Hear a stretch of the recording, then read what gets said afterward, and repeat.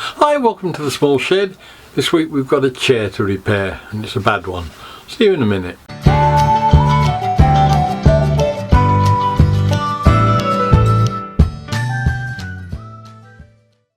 Now this is one of those jobs that you wish you'd never even seen, never mind said you'd do. There are two proper things to have done to this chair. One was to put it in a big heap on a fire, and the other was to totally remake one of the legs and a cross piece, if you like. But as it is, I've said I'm going to have a go and we'll just try to bodge it up. I'm not sure we'll succeed. What's happened is that it has gone on the corner there where it's at its weakest. There's an intersection there where there are two dowels going out that way and a rebate cut into it for the back piece. It's been going over a long time, I think, because if you look closely at the wood there, it's dirty on that face where the outer edges go, and it's split. There's a gaping hole where there's wood missing, but we're going to have a go. I think the best thing I can try to do is to drill it, put a dowel through from top to bottom in steel or something, epoxy it together, and then we'll have to try and make up as best we can the damage that we've got there. There is another rail that's broken here,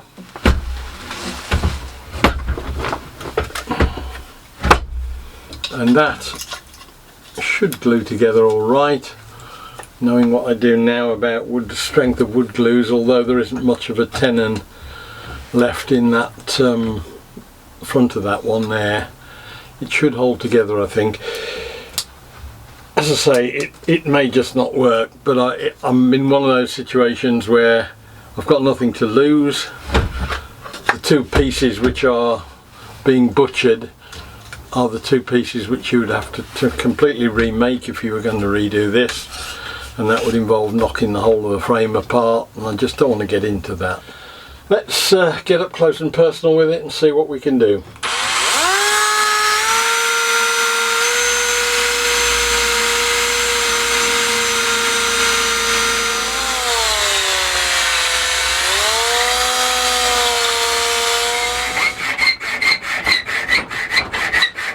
I just cut a piece of 6mm stainless steel threaded rod. I think I'm going to use this because, rather than a straight dowel bar of any sort, because if I use epoxy, it should get into the threads of this and help it bond. And that will go into there, and with any luck, if we've got our maths about right, we can thread that onto it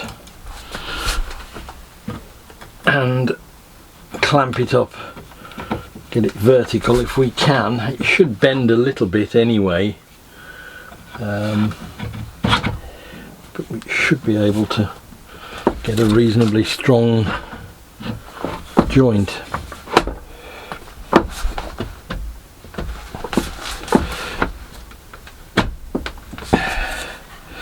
Yeah, it's a little bit off at the moment. It needs to go over that way a bit.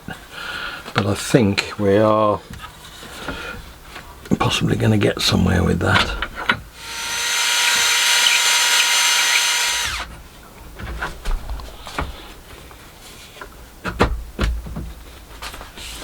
And we're getting close. At that point the wood starts to interlock back with the original top half and bottom half together. So if that was now clamped up and epoxied and left flat and level in that plane, I think we could at the same time probably glue those two up and get somewhere. So I think it's time to break out the epoxy and have a go at that, and then we'll see if we can't get something to either let some pieces of timber in that match or do something to see if we can make it cosmetically look better, and see how strong it is once it's been clamped and left like that for a few hours. Now, as with anything like this, what I like to do is to sort of mock up the glue up before I start, because that way you don't suddenly find that you've got to, particularly with a relatively short time on the epoxy, you don't find you're sort of struggling to get things lined up properly. So what I've done here is to clamp the two bits of this rail together. I think I'm going to use white wood glue on those because it's a long scarf type joint on that, and I think we'll get plenty of glue on that. I'm not sure about the other end, whether to use a wood glue or the epoxy. We'll have a think about that one over the next few minutes. The two pieces are pushed together in the right orientation. I've strapped a piece of timber alongside with two clamps that will keep it vertically in the right plane. I've then clamped the front rail to the back rail through that piece of timber as well, so that keeps that spacing tight on front to back. And then I've put another one at the same position in the back here to pull the front and back together. So hopefully that will make sure that everything I glue up here is correctly orientating this leg, and as long as it's clamped up like that, it'll be fine. So I don't know whether to give him back in that like that with all the clamps on and say there you go, that'll do it. But I think we're okay now, we're ready to go I think, and we're just going to try and squeeze as much glue in as we can wherever we can and see where it goes from there. I'm not too worried about the surface areas of glue round the edges of the crack, because if I'm using epoxy I just want to make sure I've got the core of it done. So we'll just whip these clamps off and we'll start gluing up. I think I'll start with this top rail, as I said, and just stick that together with white wood glue.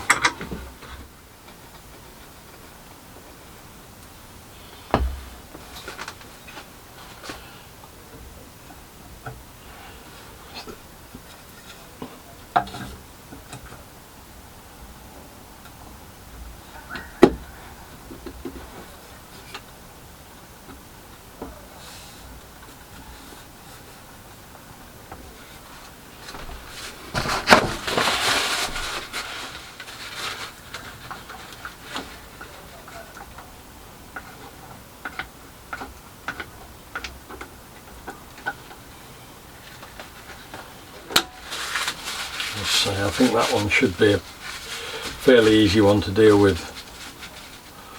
There's probably more strength in that glue now than there was in the original timber. Right, we'll start by mixing up the epoxy. Unfortunately I've only got 5-minute epoxy, so it's going to have to be a reasonably quick job I think. Ideally it probably should be a 24-hour job. But I think with this it's either going to go or it's not. It's either going to work or it's not. And as long as I get enough epoxy into the joint, we should be able to get it going. So we'll just mix it up nicely. Get as much as we can into the hole first.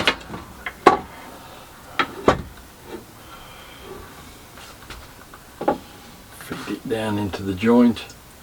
So I'm more anxious to get it into the core of the joint rather than the outer edges, because I think that's where we need the strength, but the wood is pretty rotten I think anyway. I think we're going to struggle with it, but the more we can get in the better. So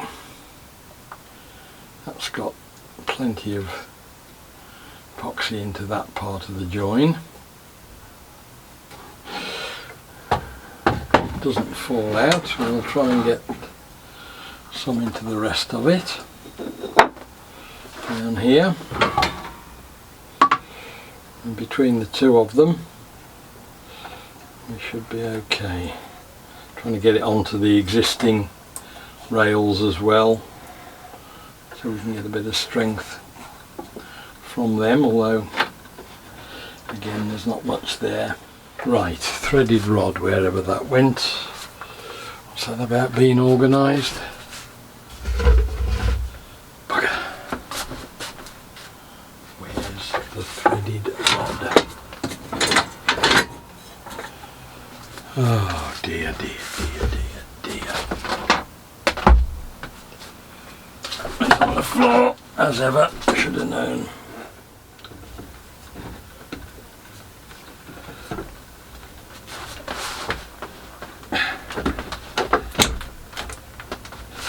It's a good sign that's gone in the right place there.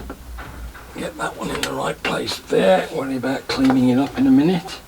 Let's get the clamps on.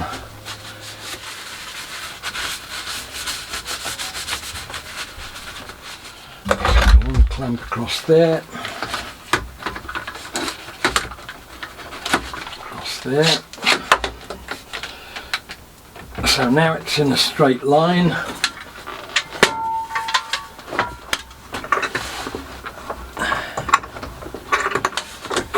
Pull the two sides together. Get this line sorted here.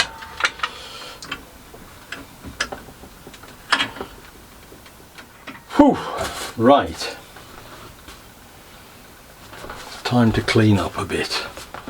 But hopefully now that is straight in that plane, it's the right distance apart at the back there, the right distance apart here because that's being kept upright, and it's the right distance apart there because it's being clamped up that way, and the back of it is being pulled in at that level. So I think I've got it covered in all directions. Just taking all the clamps off now. It's had its initial sort of set so that I can get the pieces off. The side piece had stuck to the chair side, so it was just as well we had. I'm just getting the paper off it now. There's a slight step in the joint at that point on the side, but I think we can probably get that out with a bit of sanding.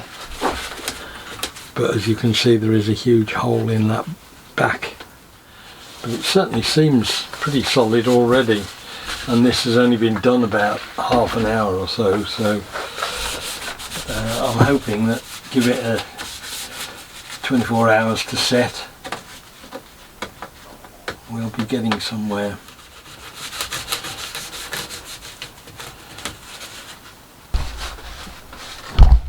Just filled up joints that were slightly hungry with a mix of sawdust and the 5-minute epoxy, just to see if we can get a little bit of strength down into the actual joins. Just force it down in there and then clean off the surface. Then I'm going to try and build up some of this hole with the same sort of stuff. Make a start anyway. While it's still slightly sticky, just going to pare some of the surplus off. Should make it easier to sand down later.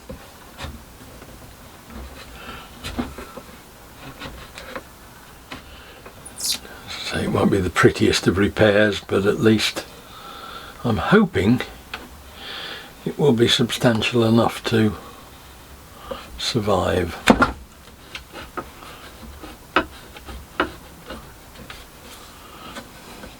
Just going to try a spot of oil just to see what sort of a mess it looks.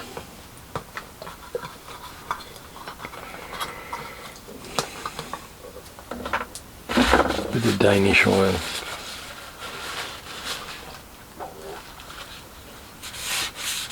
Yeah, it goes dark unfortunately, but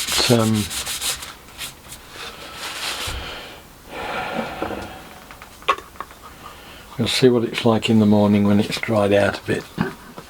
24 hours on, the joint is really solid. I'm happy with that. There's not much I can do without testing it to destruction, but it just feels one piece now, that whole back. So I'm pretty much inclined to leave it at that. I've got one other thought that I might come back to in a minute. What I've also done is I've just mixed up a tiny batch of 5-minute epoxy with oak dust, which is light, rather than the darker wood. I was starting with a darker wood sawdust, but when I start and sand this material, and you look here, there are medlar rays in it. I think this is actually oak, which I didn't think it was. And every time I sand it, it comes up light, and you put the teak oil on and it goes back to this finish again. So I've just tried a bit of the lighter sawdust, which looks a bit better anyway, because that block did look a bit of a mess on the back. If that's successful, I think I'm going to gouge out a bit more of the original stuff and try and get some sort of a blend in with the finish on it. Now there's only one other thought that I had that, again, you don't know about until it fails, if you like. I was aware of the fact when I was putting the resin in to put the spike up the middle, or the threaded rod up the middle, that obviously it wasn't full, because if it was completely full it would have squished out everywhere. So I've ended up with a lot of glue in the joint, which is good, but I'm not sure whether there won't have been a void in, certainly in the top half of that threaded rod section, because during the time it was gluing up, it would have been falling down the actual shaft of the threaded rod. So what I'm inclined to do, I think, is to drill in. I've just got to try and orientate myself. Actually, it was done that way up, so if it's anywhere, that section of the threaded rod under there may well be a bit hungry for resin. So what I might do is just drill in here from the back until I hit the metal rod with a fairly small hole, probably about 4mm diameter, and then pour in some of my resin that I use for casting, which is really thin, very low viscosity, and that should flood that whole void. If I do it when it's on its back, it should fill it right up, fill all the air, get all the air pockets out. So there's no chance that if this does start to move at all, the rod will just waggle about in the void, because it wasn't a tight fit, certainly. See, this is a much lighter filler when you get with the oak. There's a void under here that I hadn't fully filled, so I'm just going to pop that in. And I think the lesson I've learned from this, really, which I suppose is obvious, but I hadn't really thought about it, is that it's much easier to make a light filler dark than a dark filler light, but that is much closer to the original base wood. I've just mixed up some resin, 2-part stuff, very liquid, as I say, and then we'll hopefully be able to pour it down our little stick and into that hole. There's a fair bit gone in there, so we'll just let that now start to go off. It's starting to go off even as I speak.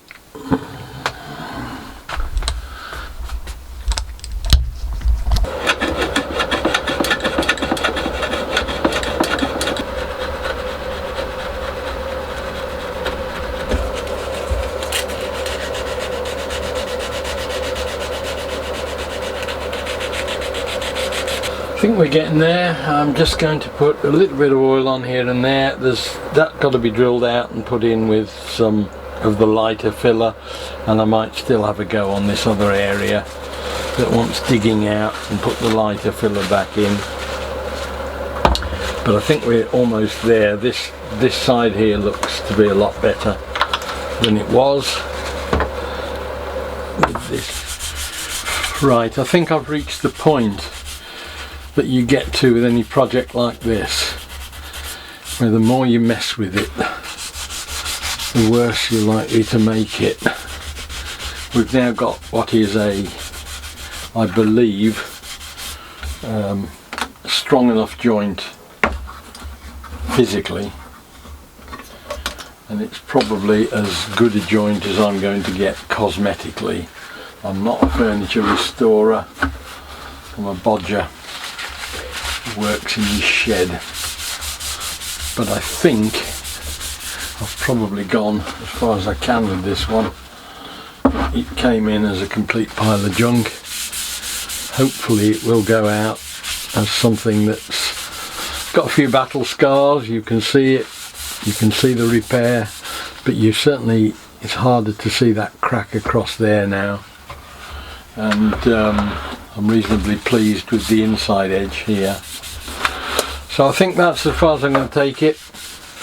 We'll let the resins fully settle down. It'll take a day or two because they probably need more than 24 hours really to get hard. They're still quite soft. When you sand them you can get a bit of warmth in and it starts to soften it a bit. But I'm not going to the shed until Monday. It's Friday today, so we'll let this just sit for the weekend. Keep feeding it with a bit of Danish oil here and there. The bottom repair I'm pretty happy with as well. That's disappeared almost completely. Right, so that's got the chair finished. I'm really pleased with that. I've used it, I've sat on it in the conservatory with a board on top.